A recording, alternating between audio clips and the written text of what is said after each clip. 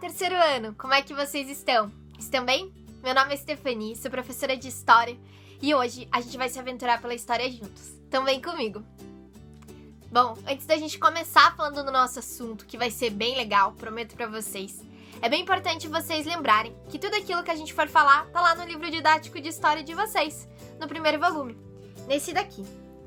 Hoje a gente vai falar sobre viver nas cidades. Então vem comigo que vai ser bem legal. Bom, quando a gente olha para a cidade, existem duas coisas que é bem importante da gente lembrar. Existem os espaços públicos e os espaços privados. Existem esses dois tipos. O que é um espaço público? Vamos pensar nisso, né? Um parque, um hospital, ruas, avenidas, os lugares que são públicos, né? Geralmente eles são mantidos pelo governo, pelo estado. Trouxe aqui esse exemplo para vocês de um parque. No parque a gente pode brincar, a gente pode ir livre, né? Claro, depois que tudo isso passar, né? Agora é momento de ficar em casa. E falando em casa, é importante a gente pensar nisso, que a casa é um espaço privado, que não é todo mundo que pode entrar lá, né? Existe um dono, existe alguém que mantém ela, que não é o Estado. Além disso, né? Além das nossas casas, comércios, shoppings, cinemas, tudo aquilo que for privado, que existe alguém que é dono, não é do Estado, então não é público. Ele é privado. Trouxe um exemplo para vocês aqui de uma lojinha. Uma lojinha, né? Nessa lojinha aqui, por exemplo, tá vendendo roupa, guarda-chuva, essas coisas. É um espaço privado, porque tem um dono. Então é bem importante a gente lembrar disso. Espaço público e espaço privado. O lugar onde você está agora, né, que é a sua casa, é um espaço privado. E quando você, né, vai para sua escola, essa escola é um espaço público. Bem importante a gente lembrar disso. E você já parou pra pensar em como as pessoas viviam no passado? Bom, no começo, elas ficavam passeando por aí, se deslocando e tal, e a gente chama isso de nomadismo. Eles eram nômades.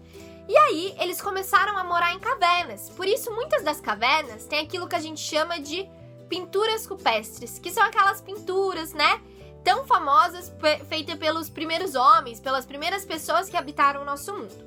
Então, eles começaram morando na caverna. Com o passar do tempo, eles foram se sedentarizando, que a gente chama esse processo de sedentarização, sedentarismo. Ou seja, começaram a fixar local, morar em um local específico, geralmente próximo aos rios, né? Tô dando um spoiler, a gente já vai falar sobre isso, mas eles começaram a fixar local. Começaram a plantar, começaram a cuidar de animais, começaram a domesticar lobos, várias coisas interessantes que começaram a acontecer com esses primeiros grupos. E no nosso livro a gente pode perceber isso, né? Nessa imagenzinha. Começaram a criar casas com as coisas que tinham disponíveis para eles e começaram a criar uma nova lógica de vida, porque até então eles viviam em cavernas. Com o passar do tempo, né? Essas casinhas começaram a crescer, as pessoas começaram a aumentar, a população, né? Começou a crescer. E eles começaram a ter a necessidade de criar cidades. E essas cidades, né, a gente fala das primeiras grandes civilizações do mundo, elas foram feitas perto de rio. Todas elas têm essa característica em comum, né? Principalmente se a gente for pensar lá no continente africano, né? A gente pode pensar nisso, por exemplo, no Egito. O Egito é chamado de Dádiva do Nilo. O Nilo é um rio que corta o país inteiro, né? Naquela época não era um país. Mas os primeiros povos que ali habitaram começaram a usar aquele rio para isso, né? Para se abastecer. Primeiro porque todo ser humano precisa de água, né? Você não toma água? Olha, tô aqui com a minha, então tomo direto. Os animais precisam de água e a água é essencial para a agricultura. Então eles começaram a utilizar disso. A gente também tem no nosso livro um exemplo disso, que é uma imagem, né, de uma obra de arte, que é sobre as margens do rio Nilo. Certo? Conseguiu dar uma olhadinha aí? A gente tá vendo, né, as pessoas vivendo nas margens do rio Nilo. Isso tá no livro de vocês, no livro didático. É bem interessante a gente lembrar disso. Então a gente começa a perceber a importância da água, né, que é algo que a gente sempre tem que lembrar. Mas com isso, né, a galera começou a morar ali, começou a crescer, estavam plantando, estavam colhendo, começou a sobrar bastante alimento. Então, por exemplo, na minha plantação começou a sobrar arroz. Começou a sobrar muito arroz e tal. E eu poderia trocar isso com outra pessoa. Sabe, meu vizinho? Ele tinha batata. E eles começaram a fazer trocas. com essa troca, começou a surgir o que a gente chama de comércio.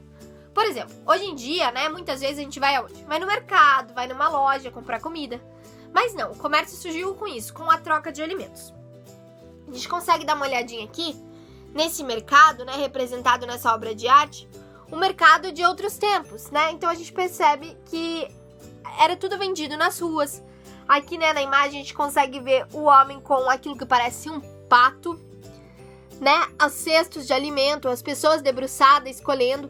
Então a gente percebe que esse comércio ele foi se desenvolvendo, nem sempre foi do jeito que é. É bem importante a gente lembrar disso na história, né?